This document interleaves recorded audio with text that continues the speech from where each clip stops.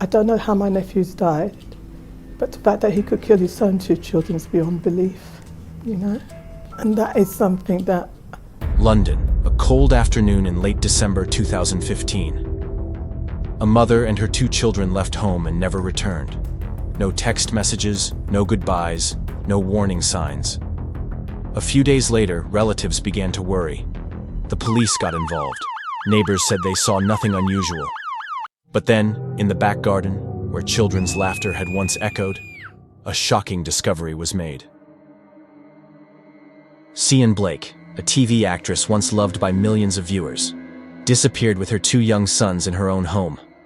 And the culprit was none other than the man she once trusted the most. The case seemed to be just a missing person case. But gradually, it opened up a profound tragedy about domestic violence, about the silent disease that kills people from within, and the chilling negligence in the initial investigation. What really happened in that house? Why didn't a mother who loved her children so much call for help? And what made that man attack his own family? Everything seemed calm, until the truth was dug up inch by inch. So, who is that woman? Sian Blake, 43, was once a familiar face on British television. She was beloved by audiences for her role in the popular series EastEnders, a long-running TV series that has been associated with many generations of Britons. But outside the spotlight, Sian is a gentle mother, a calm, discreet woman. No noise, no scandal. She lives in Erith, a peaceful residential area in southeast London, with Arthur Simpson Kent, her long-term boyfriend, and two young sons, Zachary, 8, and Eamon, 4. Neighbors often see her taking her children to school every morning, always gentle, polite, and quiet. From the outside, the family seems peaceful, ordinary, nothing unusual. However, in the last months of 2015, Sian's life began to change when she was diagnosed with motor neuron disease, a rare, incurable neurodegenerative disease. The disease causes the body to gradually weaken, losing the ability to move, but the mind remains alert, as if locked in its own body. She began to appear less, communicate less, and if you pay close attention, you can see that her eyes have changed, as if carrying a silent fear. Although the disease erodes her body every day, Sian still tries to maintain a stable life for her two children. But deep down, she probably feels that something very wrong is waiting to happen. And this time, no one can save her in time. Despite suffering from an incurable disease, Sian Blake still fought silently every day. Not for herself, but for her two young children. She did not complain, did not whine. People still saw her walking to school with her children, still smiling softly at the neighbors when they greeted her. To everyone around her, she was a devoted and gentle mother, almost perfect in her role. But behind the closed door of the small house in Erith, things were not as peaceful as they appeared. Those close to Sian began to notice the change. She became quieter in conversations. When asked about Arthur, her boyfriend, Sian just smiled wryly, sometimes avoiding the question. But in a conversation with relatives, Sian admitted, "I want to end this relationship. But I am afraid he will be mad." The relationship between Sian and Arthur became increasingly tense. She felt controlled, stifled, and deprived of her freedom in her own home. Arthur, once a calm man, was now erratic, short-tempered, and cold. The warning signs were there, but no one, not even Sian, could have predicted the true extent of the danger. Then, the day came. On the 13th of December 2015, Sian Blake and her two sons, Zachary and Eamon, suddenly disappeared.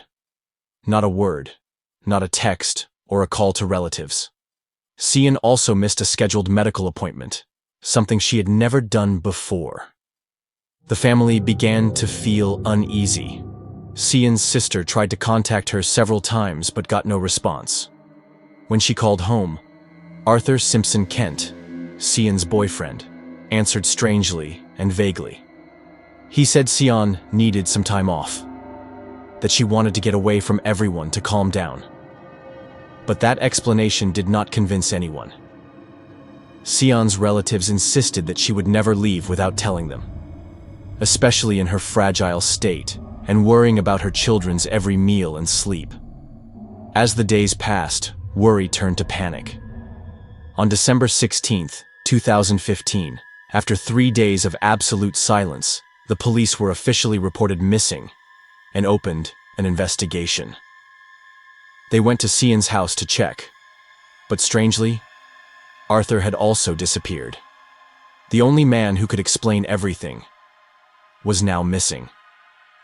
A somber atmosphere filled the air. Those who knew Sian began to whisper the question that no one dared to say out loud. What really happened inside that house? She had intended to take her 2 children and leave, but then she hesitated. Maybe it was because she was afraid, or maybe it was because she was too tired to fight something that she knew would happen sooner or later. The initial investigation seemed to be at a standstill. The police found no signs of forced entry, no blood, and no obvious clues. But the simultaneous disappearance of Sian and Arthur led to suspicions about the man she had lived with. For weeks, the family waited, hoped, and then despaired. The media became involved, and pictures of Sian and her 2 children appeared on television, in newspapers, and on missing persons notice boards. But all efforts fell on deaf ears. Until early January 2016. After expanding the scope of the search, the police decided to check the garden behind the house, a seemingly peaceful place with a few small flower beds and scattered children's toys. Then they dug. And they stopped. A strong stench rose from the damp soil. Minutes later, they found the bodies of the mother and her children buried deep in the garden's soil, wrapped in plastic. Sian and her 2 children bore signs of severe blows to the head and signs of suffocation. The scene was eerily quiet. The mother, who had fought her illness bravely. The 2 children, who had run around carefree behind the house. Now, lying quietly underground, in the place they had once called home. And at this point, there was no doubt. This was no longer a disappearance, but a cold-blooded massacre within the family.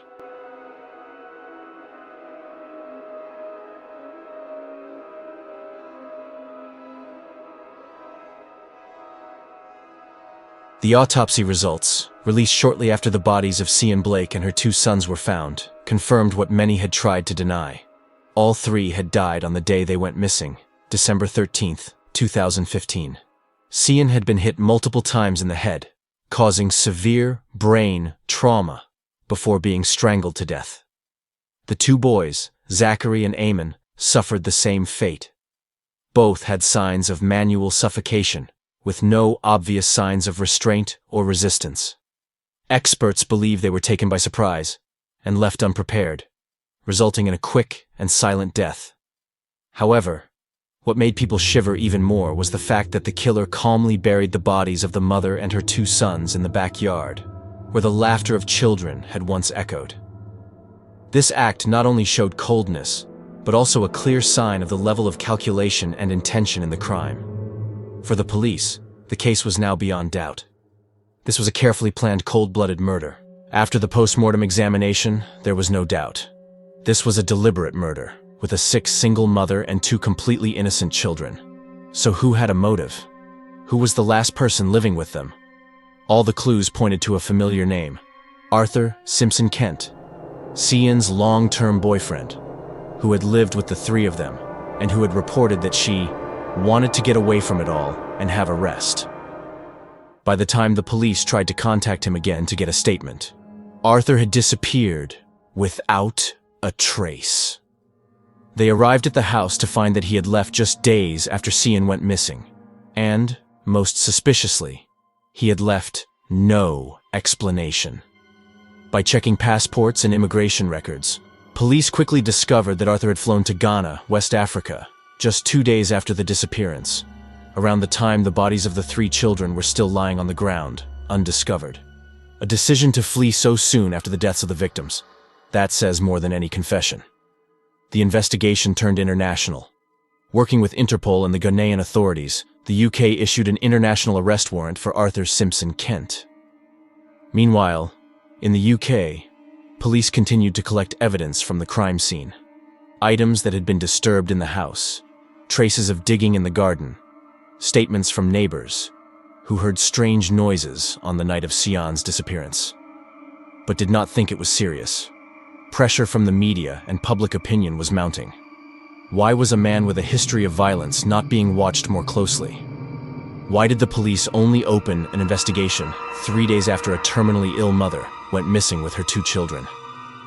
And then, on the 9th of January 2016, almost a month after the murder, Arthur Simpson Kent was arrested in a small coastal village in Ghana, hiding in a makeshift house. He did not resist arrest. He knew this day would come.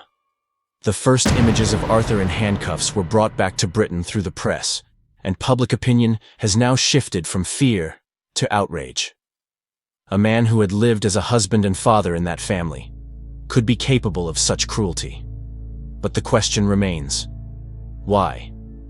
What reason would a man have for killing 3 people in his own home? And will he ever face the sentence he deserves? When it comes to matters of arrest for extradition, we're not followed, for which reason Arthur must be released. The arrest was exactly as Arthur Simpson Kent had lived his days on the run, quietly and without resistance. On January 9th, 2016, just a month after the crime, he was arrested by Ghanaian police in a small coastal village, hundreds of kilometers from the capital Accra. No phone, no means of communication. No one knew who he was, except a few villagers who had become suspicious when a white man with mysterious movements appeared and lived alone so quietly. Arthur did not resist. When he was arrested, he appeared tired and almost resigned to his fate. Perhaps during his time on the run, he knew that being discovered was only a matter of time. Soon after his arrest, the British government worked with Ghanaian authorities to initiate the extradition process. And just a few weeks later, Arthur was brought back to London under close international police supervision. At Heathrow Airport, he was handcuffed, taken straight to police headquarters, and formally charged with first-degree murder of 3 victims, Sian Blake and 2 children who had called him Daddy. The case is no longer a mystery, but one of the most shocking family crimes in Britain in that decade. After being extradited to the UK, Arthur Simpson Kent was immediately brought to trial at the Central Criminal Court in London. In front of the media, the victim's family, and millions of people watching the case from across the country, he entered the courtroom with a calm, almost icy expression. At the trial, Arthur admitted to the entire crime without any pretense. He said that on December 13th, 2015, he and Sian had a heated argument. When Sian said she wanted to leave and take the children away from home, he lost control. Arthur said he strangled Sian until she stopped breathing, then turned on the 2 children, Zachary and Eamon, in fear that they would scream or tell. In a brutal moment, he attacked the very children who called him Daddy. He confessed that he had buried the bodies of his mother and children in the garden and cleaned up the house as if nothing had happened. Just days later, he took a flight to Ghana, leaving everything behind, but also carrying with him the guilt that could never be washed away. In October 2016, Arthur Simpson Kent was sentenced to life in prison without the possibility of parole. The judge described the crime as a barbaric, heartless, and utterly unjustifiable crime. The case was over, but the wounds in the hearts of his relatives and the British public remained. A reminder that sometimes the greatest danger lies within the homes we think are safest. The trial ended with Arthur Simpson Kent sentenced to life in prison without parole, the harshest sentence the law can impose. But for those left behind, from family, friends to the audience who loved Sian Blake, nothing can be called complete justice. A gentle mother who always put her children first. 2 innocent children who had not yet grown up, had not yet understood the world. An actress who had brought laughter, tears, and hope to millions of people. All were taken away on a cold winter night, right in the house they once called home. The deaths of Sian and her 2 children were not only a shocking crime, but also a profound warning about domestic violence, something that can exist silently behind closed doors, even in the most seemingly safe places. Sian's silence, perhaps due to illness, fear, or simply because she wanted to protect her children, became an opportunity for the perpetrator to strike. And it was the hesitation and indecision of those around her, even unintentionally, that left her alone in her most dangerous moment.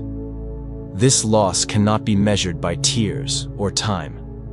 It left a void in the hearts of those who loved her, who watched her every emotional role on screen. The lesson left behind was too clear, but too late for Sian's family. Listen when someone changes. Pay attention to the eyes, the words, the gestures, even the smallest ones. And act before silence becomes the last thing left. Because there are pains that don't need to be shouted. But just being ignored is enough to kill an entire family.